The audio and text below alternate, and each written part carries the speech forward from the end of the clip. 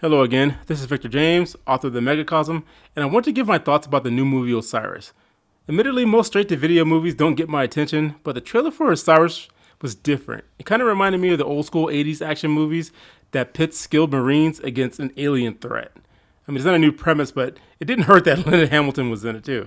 To me, it looked like a mix between Aliens and Predator with that kind of action that I actually get into, so I gave it a watch. Of course, there will be spoilers, so if you plan to watch Osiris, just stop the video now. So Osiris did not disappoint, for the most part. Directed by William Kaufman, who quite honestly doesn't have the best track record of hit movies, or any movies I've heard of before, to be honest. But what stands out with Osiris is the action scenes. I mean, the premise is pretty simple.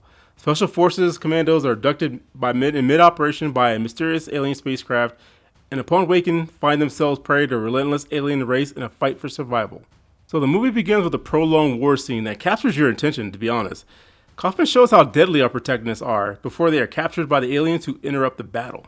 The action in Osiris is done surprisingly well for a straight-to-video movie, but I should not have been surprised as the lead actor, Max Martini, he is known for his honest portrayal of military members. I mean, he really has a reverence for the military, so let's give his interview on Sandbox a look to get his thoughts on the movie. And you can see the attention to detail in the action scenes that will quicken the blood and make you want to get off your couch and go to the range. Once the military members are taken, the movie moves forward in time and our heroes wake up later in strange pods. They gather their bearings and attempt to find out what happened to them when they are attacked by the aliens who are alerted to their escape. Now, some of the critics I've read, they mock the aliens as just men in suits, but I'm all for it. I will take practical effects of guys in suits that bunch up at the hips over that crappy, shiny CGI that seems to get worse as the years go by. And the surprise to me is that these are aliens, but not aliens as in creatures. I mean, they don't use appendages to kill, but actually high-tech weapons of their own. And the aliens actually use tactics.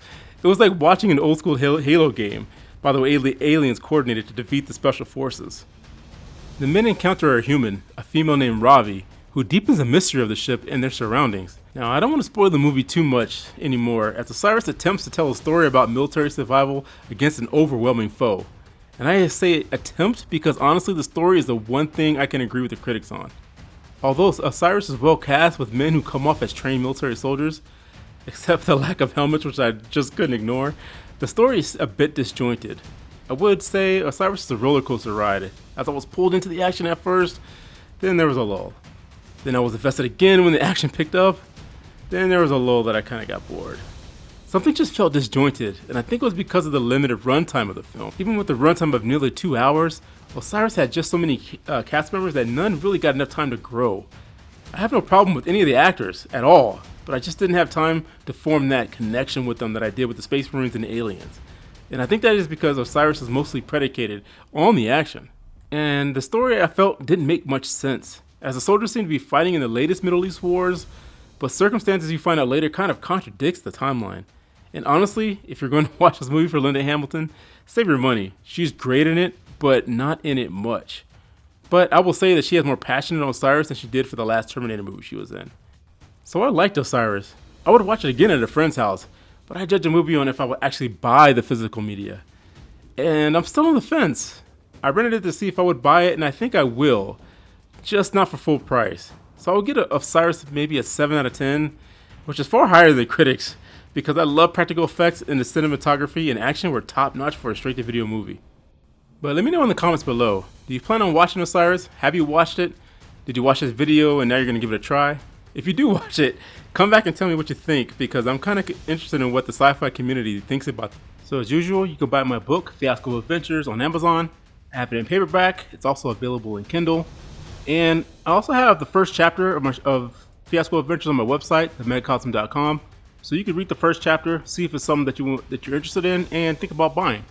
I also have a Substack where I have more chapters of my novel Fiasco Adventures, and I also have my short stories in here. So if you want to read those for free, everything on here is for free. So this is just kind of a preview to see if there's something that you want to buy. But that's all I have to say about this right now. God bless you and keep you. That's it, I'm done.